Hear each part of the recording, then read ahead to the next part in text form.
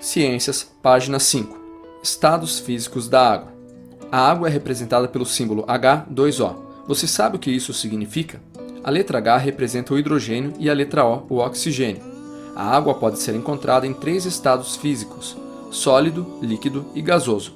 A maior parte da água do planeta se encontra no estado líquido. Ela está presente nos rios, lagos e oceanos, na água que bebemos e no corpo dos seres vivos. Encontramos água no estado sólido nas geleiras, nos iglus e no gelo. A água no estado gasoso não é visível e está presente no ar, garantindo sua umidade.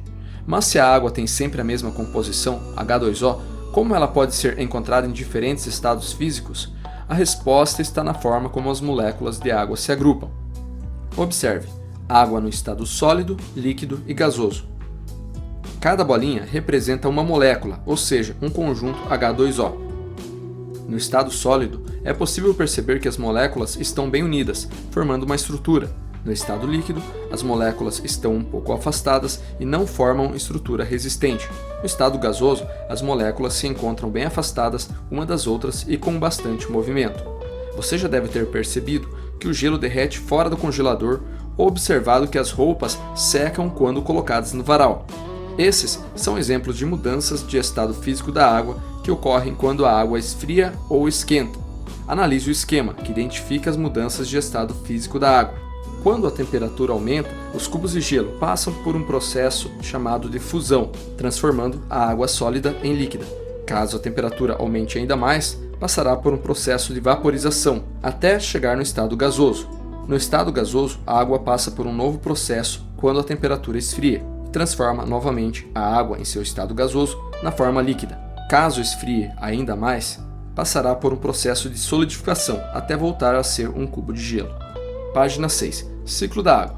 A água que está em uma geleira já pode ter fluído em um rio? E a água de um rio já pode ter constituído uma nuvem? A água de uma poça pode ter sido tomada por um animal ou absorvida pelas raízes de uma árvore? Os seres vivos podem devolver a água para os ecossistemas?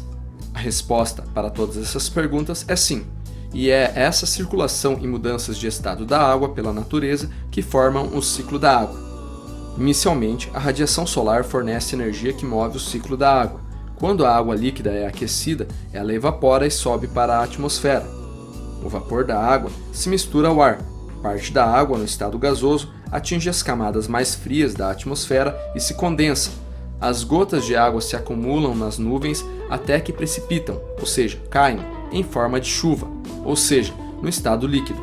A precipitação também pode ocorrer em forma de neve ou granizo, nesse caso, no estado sólido. Página 7. A água da chuva pode ser absorvida pelo solo ou cair diretamente sobre rios, lagos e mares. Quando é absorvida pelo solo, pode ser aproveitada pelos seres vivos ou compor o lençol subterrâneo, que é um acúmulo de água no subsolo. Aqui temos a imagem de um lençol subterrâneo. As plantas absorvem água pelas raízes e a liberam principalmente pela transpiração. Algumas podem acumular água em seus caules e frutos, transferindo-a para outros seres da cadeia alimentar. Os animais liberam água para o ambiente pela transpiração, ou seja, pelo suor, respiração, urina e fezes. Observação: o granizo é conhecido como chuva de gelo e ocorre quando há circulação de ar frio dentro da nuvem. No Brasil, geralmente ocorre nas regiões sul e sudeste. Já a neve é formada por flocos de cristais de gelo e é mais leve que o granizo.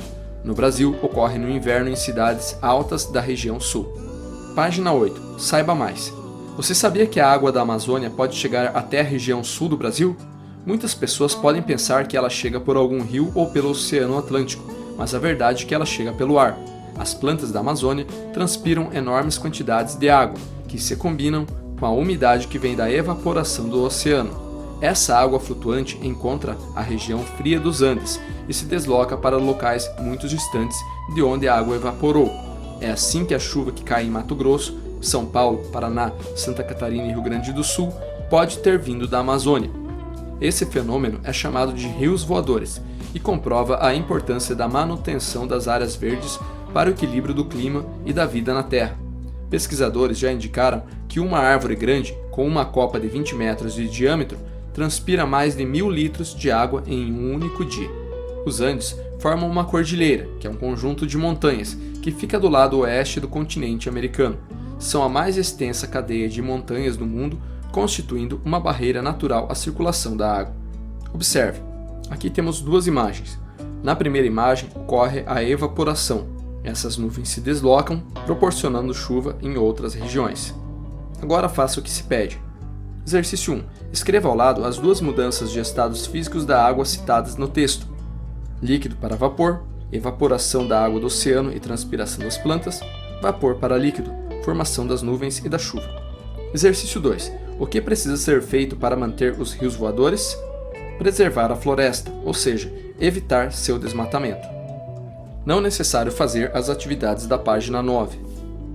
Página 10. Atividades. Exercício 1. Pesquisadores estadunidenses fizeram uma comparação interessante entre a quantidade de água e o tamanho da Terra.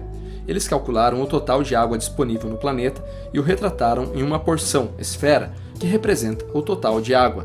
Observe a imagem e responda ao que se pede. A que conclusão você chegou ao analisar a imagem? Observe que a quantidade de água acessível no planeta é limitada e que esse recurso precisa ser preservado.